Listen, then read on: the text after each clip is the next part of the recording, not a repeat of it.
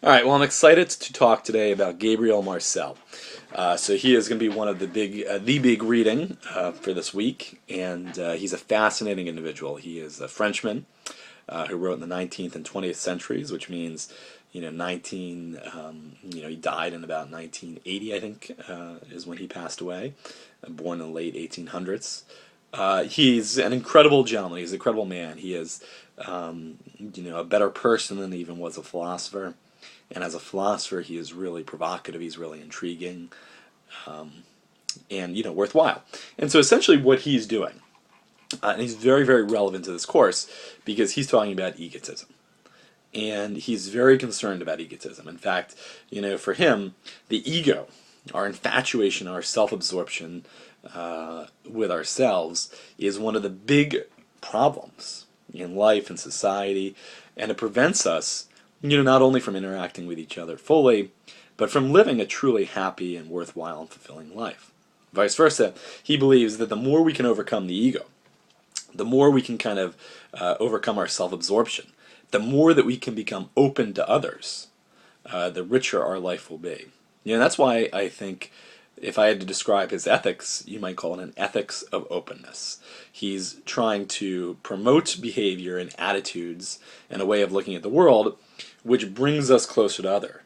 And by the same token, he's trying to promote an attitude and a way of looking at the world that reduces our focus on ourself. So what you have in this week's reading are a series of excerpts. So they're taken from various works written by Marcel, and I've included them here. I've tried to modify them a little bit, so they're a bit easier to read. But he is talking, one of the beautiful things about Marcel is that he does talk about everyday experience. He'll take an experience. He'll take, for example, the idea of dogma, and somebody who believes a certain religious way of life and certain religious codes very, very devoutly. Then he says, what is dogma? What is orthodoxy? And he says it could become a tool to beat others. It could become a tool to elevate ourselves above others, to make ourselves feel better, make ourselves feel superior to those that are non-orthodox. And done in that way, he says it's a real problem. But orthodoxy could also be the way in which you are disciplining your life and structuring your life so as to build a closer relationship with God. And in that case, it's not a barrier to others, but it becomes an openness to God. And so the orthodoxy itself is neither bad nor good, but it is in our approach. And when we talk about, I'll just kind of briefly talk about the excerpts and walk you through them. He begins with this idea of self-love. And he says, look, the point is not to eliminate self-love. The point is not to, simply love others and forget about ourselves and be, completely altruistic in the sense of I don't count. But he is saying, there's different forms of self-love. There's self-love, which is a narcissism, which is a self-absorption, which you glorify yourself, which you think you're the best, which the world revolves around you. Think about that you're not special video. But there's also a self-love, and he talks about this very, very beautifully when he says, look, we can have a patience with ourselves. We're not going to accomplish all we want to accomplish. We're not going to always be our best self. In fact, we hardly ever are our best self. And what we need sometimes, in terms of loving ourselves, is a patience. An ability to say, look, I'm going to screw up. I'm going to make mistakes. I'm not going to always do what I should do. But the self-love here is looking at oneself as kind of a seed. It is growing. You're preparing yourself for the divine to enter your life and for others to enter your life. And the more we try to cultivate this kind of self, this self which can be open to others, that for him is true self-love. He then talks about the opposite. Self-love as egotism, where the self-love kind of gets in the way of our relationship with others. And he talks about pride. Pride being very, very... It's not that you just think, oh, you're wonderful and I'm the best and all that kind of stuff. For him, pride, that would be vanity. For Marcel, pride is more this idea that I can only rely on myself, or I only need to rely on myself. I don't need others. And the more you take that attitude, the more you think that, look, the problems in my life are because I didn't do enough for me, I wasn't in enough control, and the successes in my life are because I did it my way. I was able to accomplish my vision, I was able to do what I wanted to do. The more you think like that, the more you think it really is all about you, and that your goals and your accomplishments and your successes and your failures are just based on your individual initiative or will or skill or knowledge, the more you're cut off from others because you don't need them. They're not important. They're not the source of your success or failure, or happiness or unhappiness. And that leads to being cut off. And he talks about, this actor, and he talks about admiration. And the actor says, I can't admire. I don't want to admire. It's humiliating. And Marcel is taken aback, and he says, "What? That's amazing. I mean, it's sad. It's that you would come to that conclusion." And he says, what is really at the source of this?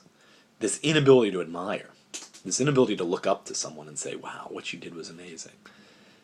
What's at the bottom of that is, he says, this suspicion, this worry. What about me? What becomes of me if I admire this person?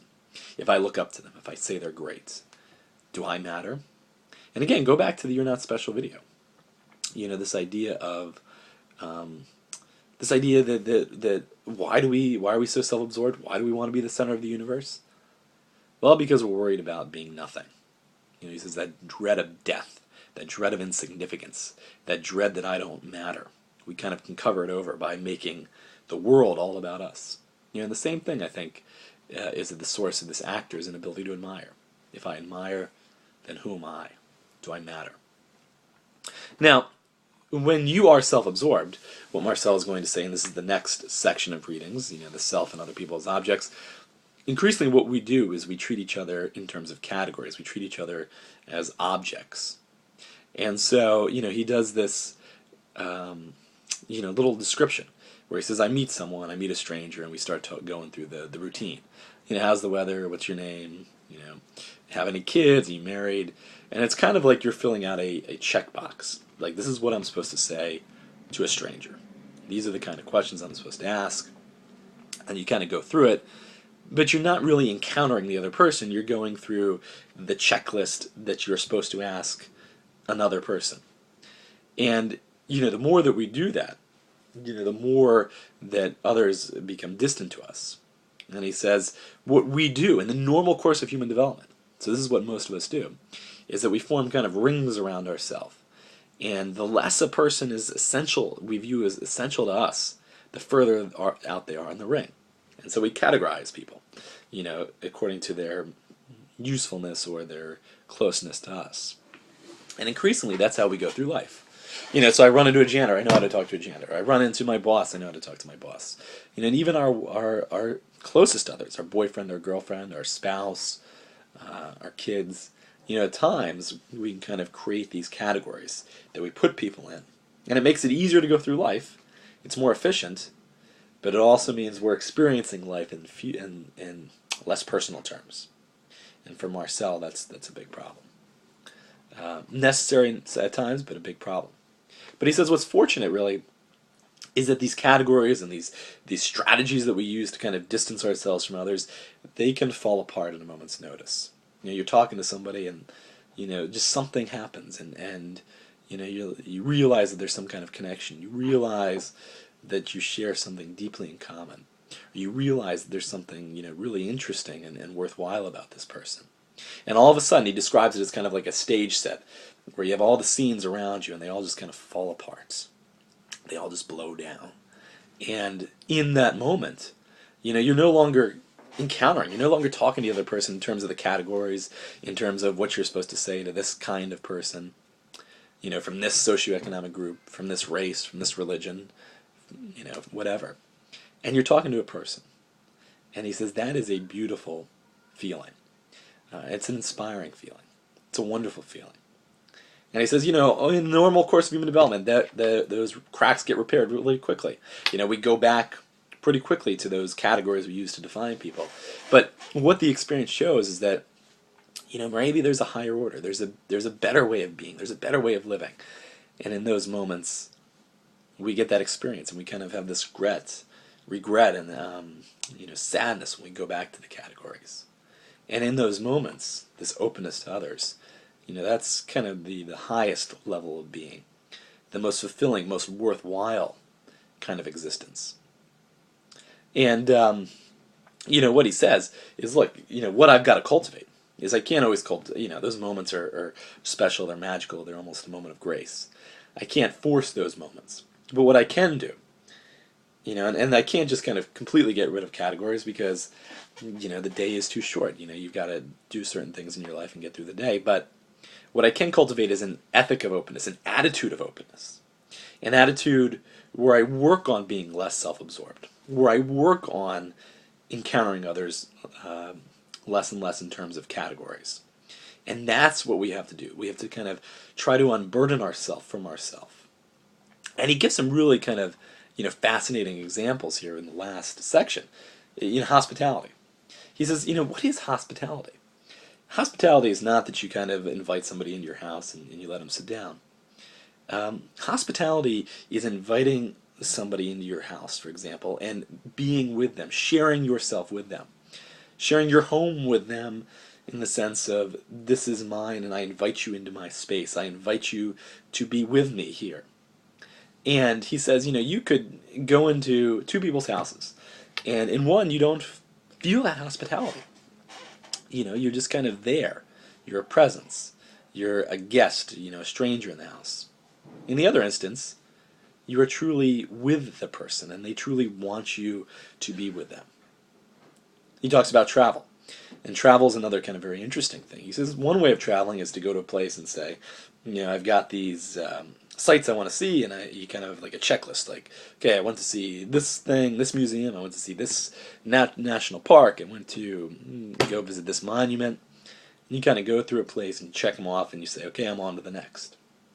And that's kind of a very egotistic way, a very self-absorbed way of doing it. It's like, I'm going to this place, and here's what I want to get out of it, and when I'm done, I'm out. And he says when we do that, we kind of, if we stay there long enough, we get sick of it. There's nothing more to do. We say, why, what's so great about this place?